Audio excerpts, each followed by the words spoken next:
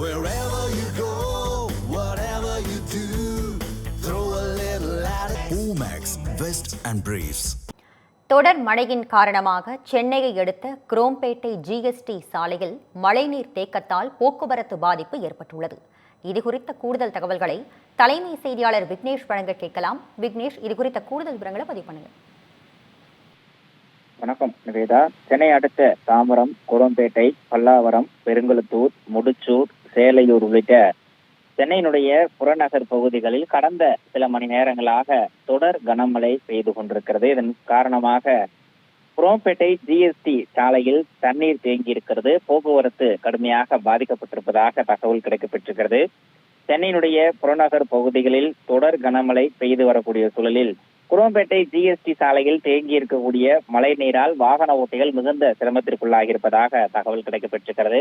கடந்த சில மணி நேரங்களாக தொடர்ந்து பெய்து வரக்கூடிய இந்த மழையின் காரணமாக சாலையினுடைய இரு புறங்களிலும் தண்ணீர் தேங்கி அதன் பயணிக்கவே முடியாத அளவிற்கு வாகன ஓட்டிகள் மிகுந்த சிரமத்திற்குள்ளாகி இருக்கிறார்கள்.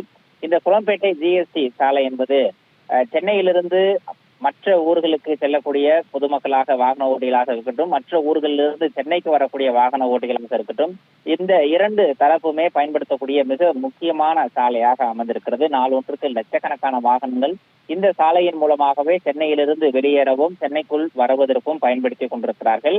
இன்றைய தினம் என்பது தீபாவளிக்கு மறுநாள் என்பதால் அரசு விடுமுறை அறிவிக்கப்பட்டிருக்கிறது. தீபாவளி விடுமுறைக்காக சென்னையிலிருந்து புறப்பட்டு சென்றிருக்கக்கூடிய அரசு ஊழியர்கள், ஆசிரியர்கள், பொதுமக்கள் உட்பட அனைத்து தரப்பினரும் மீண்டும் சென்னைக்கு திரும்ப தொடங்கி இருக்கிறார்கள். இன்று இரவு அவர்கள் அனைவரும் சென்னைக்கு திரும்பும் பட்சத்திலோ அல்லது நாளை காலை திரும்பும் பட்சத்திலோ ஜிஎஸ்டி சாலையில் தேங்கி இருக்கக்கூடிய இந்த மழை நீர் மிகுந்த சிரமத்திற்கு உள்ளாக்கும் என்பதோடு போக்குவரத்து நெரிசல் அதிகரிப்பதற்கான வாய்ப்பு இருப்பதாகவும் கூறப்பட்டிருக்கிறது. எனவே சாலையில் தேங்கி இருக்கக்கூடிய மழை நீரை உடனடியாக வெளியேற்றுவதோடு இன்று இரவு மற்றும் நாளை காலைக்குள்ளாக இந்த சாலையை பயன்படுத்தக்கூடிய பொதுமக்கள் மற்றும் வாகன ஓட்டிகளுடைய நலன் கருதி சாலையில் தண்ணீர் தேங்க விடாத அளவிற்கு நடவடிக்கைகளை மேற்கொள்ள வேண்டும் என்ற ஒரு கோரிக்கையை வாகன ஓட்டிகளும் பொதுமக்களும் விடுத்திருக்கிறார்கள். நிவேதா, உங்கள் விரிவான தகவல்களுக்கு நன்றி விக்னேஷ்.